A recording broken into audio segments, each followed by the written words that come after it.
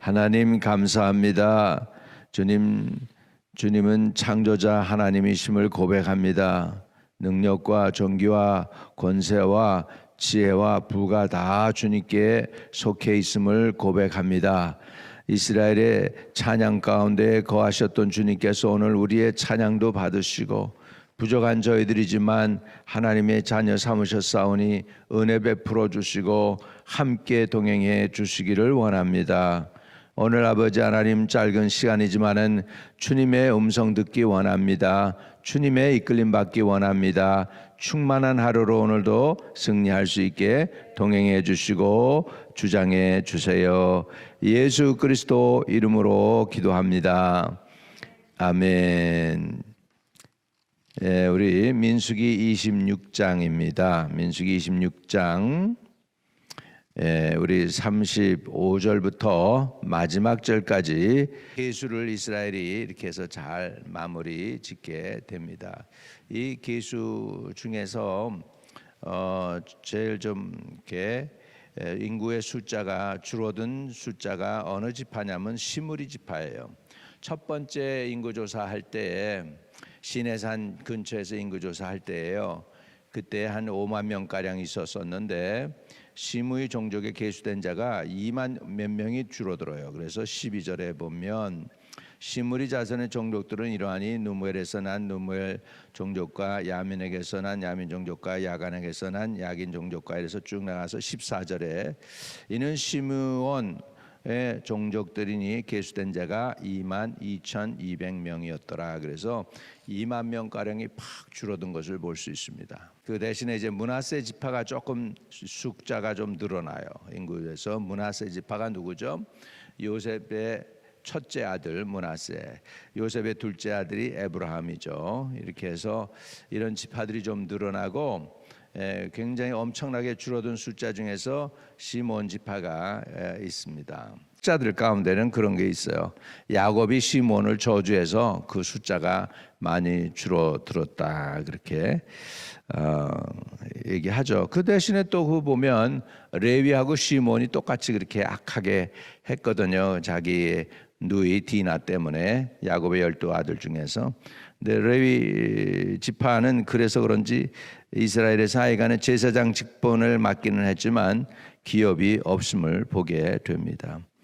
이제 3대째 내려가면은요, 이렇게 구걸을 제사장직을 기해야 되는데 구걸을 하는 사람 중에 하나가 누구냐면 모세의 친손자가 있을 것이 없어서 구걸을 하러 다녀요. 그러니까 레위인이 그 하나님을 잘 믿고 이스라엘에 부흥이 있을 때는 레위인이 좋은데 이스라엘에 부흥이 없을 때는 레위인이 완전히 그냥 버린 사람들처럼 떠돌이가 되는 것을 볼 수 있어요. 다른 종족들은 땅이 있고 기업이 있으니까 그런데 레위인들은 기업이 없잖아요. 그러다 보니까 방황하게 되는 것을 볼 수가 있습니다. 자, 우리 제비를 뽑는 사건이 여기서 나오죠. 땅을 분배하는데 제비를 뽑아요. 55절입니다. 오직 그 땅을 제비 뽑아 나누어 그들의 조상 지파의 이름을 따라 얻게 할지니라 그랬습니다.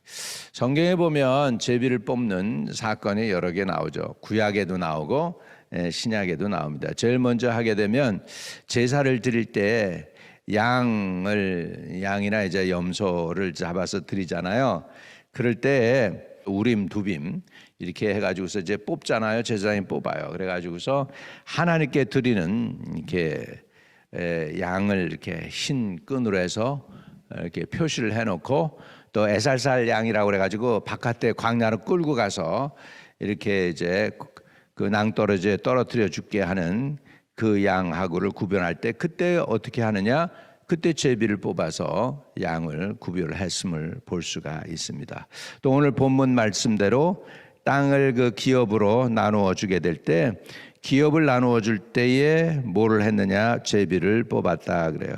오직 그 땅을 제비 뽑아 나누어 그들의 조상의 지파 이름을 따라 얻게 할지니라. 이렇게 해서 제비를 뽑는 것을 볼 수가 있습니다. 그래서 제비를 뽑는 거는 이제 다툼을 그치게 하는 거죠. 공정하게 하려고 하는 그런 것이겠죠. 그래가지고 제비를 뽑아서 땅을 분배했던 것을 볼 수가 있습니다. 신약으로 구약에서 또 몇 가지 케이스가 있는데 여호수아가 그 아이성의 첫째 번째 공격에 들어가서 실패한 다음에 어떻게 하죠? 문제거리를 찾아야 되는데 어떻게 찾습니까? 결국은 제비를 뽑습니다. 그래가지고 아간이 뽑힙니다. 그래가지고 아간한테 여호수아가 묻죠. 너 무엇을 하나님께 감추었느냐? 그러니까는 이제 뭐 신할산 은하고 뭐 옷하고 뭐 이렇게 해가지고서 감춰서 자기 천막에 있다고 그러니까 가서 찾아냅니다. 그리고서는 이제 아간을 돌로 쳐 죽이죠. 그 가족을. 그리고 이제 아이성을 점령하게 되는데 그때 그 도적질했던 이스라엘의 그 장애거리가 됐던 것을 찾아내는 것도 제비를 뽑아서 찾아내는 것을 볼 수가 있습니다. 그래서 하나님께서 쓰시는 방법 중에 필요한 사람을 선택하는 것도 제비를 뽑기도 합니다. 신약에 와서는 아마 그 제자들이 임의로 했는지는 모르겠습니다. 하여간 어느 목사님은 그렇게도 설명을 해요. 하나님은 사도 바울을 선택을 했는데 예수님의 제자들이 제비를 뽑아서 마띠아를 얻었다. 그래서 우리와 여태껏 시작부터 같이 우리를 따라다녔던 마띠아를 제비를 뽑아가지고 얻어서 예수님의 제자 중에 한 사람으로 가룟 유다가 죽고 나서 가룟 유다를 대신해서 한 사람을 더 뽑는데 그게 마띠아였다 그러죠. 근데 성경학자들은 그럽니다. 하나님은 사도 바울을 이미 선택해냈는데 제자들이 임의로 뽑았다고. 아무튼 그러긴 하지만 그 후로 마띠아가 하나님을 위해서 사역했다는 내용이 별로 없어요. 그걸 보면은 아마 오히려 사도 바울의 이야기가 등장을 하잖아요. 그래서 사람이 제비 뽑는 것도 있고 하나님이 이제 사람을 뽑는 방법 중에도 제비를 뽑는 것을 우리가 볼 수가 있습니다. 제비 뽑는 것은 다툼을 그치게 한다라고 말씀하고 있죠. 그래서 하나님이 주시는 복, 그것이 하나님의 기업입니다. 기업.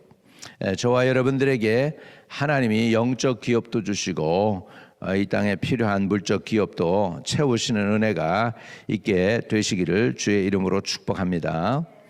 이 세상 살아갈 때 기업이 필요해요. 기업이 없으면 얼마나 불쌍한 사람이 됩니까? 자, 그래서 53절부터 54절에 보면 이 명수대로 땅을 나누어 주어 기업을 삼게 하라. 땅을 나누어 줘서 기업을 삼게 하라.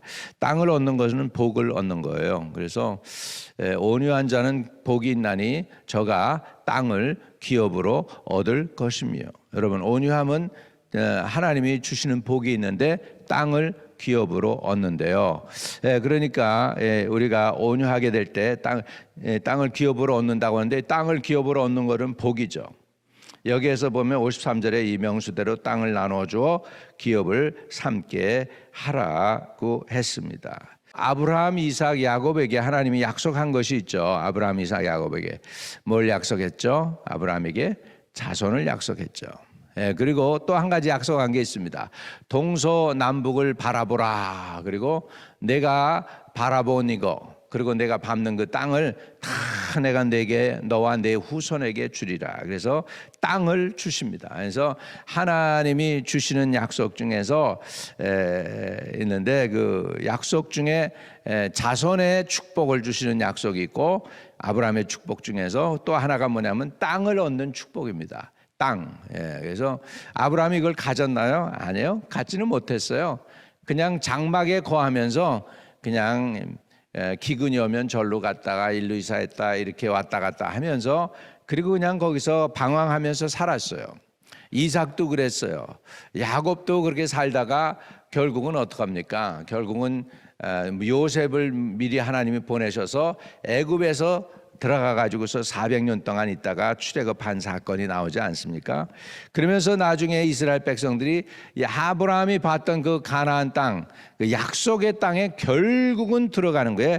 땅을 얻는 거예요. 땅. 그러니까 저와 여러분이 땅을 얻는 것은 굉장히 중요합니다.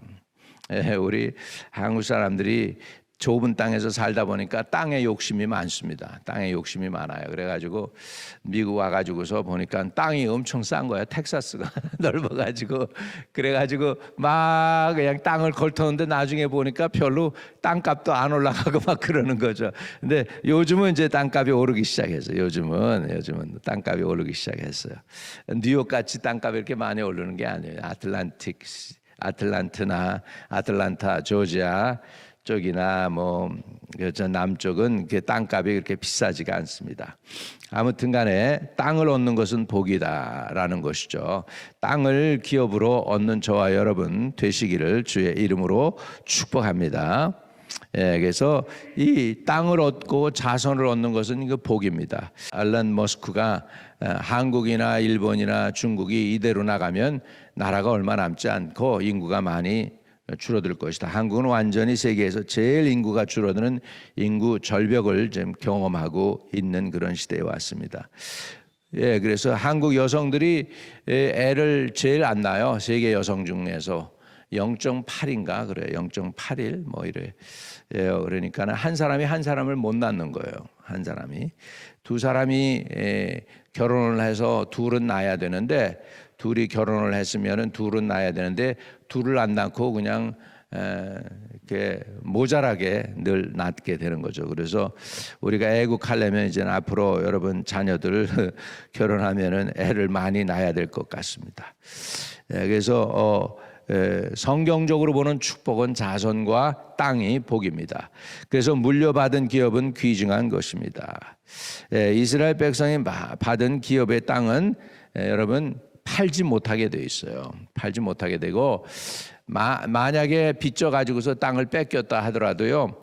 50년이 지나면 Year of Jubilee에 이제 제사장들이 이제 나팔을 불어요. 쇼파 나팔을 불면 뿌 하고 불면은 그 이제 Year of Jubilee 50년 됐을 때 뺏겼던 땅, 뺏겼던 집, 심지어는 돈이 없어가지고 자녀를 노예로 팔았다 할지라도 다 이제 원대복구됩니다.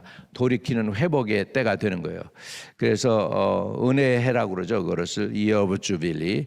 근데 그거를 이제 누가복음 4장 18절에서는 이제 은혜의 해라고 그래가지고 하나님이 약속하신 그 성령에 관한 내용이 나오게 됩니다.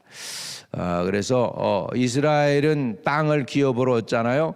이것은 조상 대대로 그 사람 거예요. 팔 수가 없는 거예요. 하나님 구별해 주었다라고 생각하는 것이죠. 다시 말하면 땅을 사람이 뺏고 사고 팔고 하는 게 아니라 땅은 하나님이 주신 기업이라는 그런 저희가 있습니다. 그런 그 관념이 있는 거예요. 땅은 하나님이 주신 기업이다. 자녀도 하나님이 주신 기업이다. 그래서 인구 이 기업을 이렇게 나눌 때에 보면은 그 땅을 제비 뽑아 나누어 그들의 조상 지파의 이름을 따라 얻게 할지니라 그랬어요. 56절에 그 다소를 막론하고 그들의 기업을 제비 뽑아 나눌지니라. 다소를 막론하고 큰 자나 적은 자나 그걸 막론하고 그 기업을 제비 뽑아 나누라. 그런데 어떻게 해요? 나누는 방법은 뭐냐면 인구수대로. 많은 사람은 많이 가져가고 적은 사람은 적게 가져가야 분배가 페어하니까 그렇게 했다라는 것을 우리가 볼 수가 있습니다. 할렐루야. 그리고서 이제 여기에 좀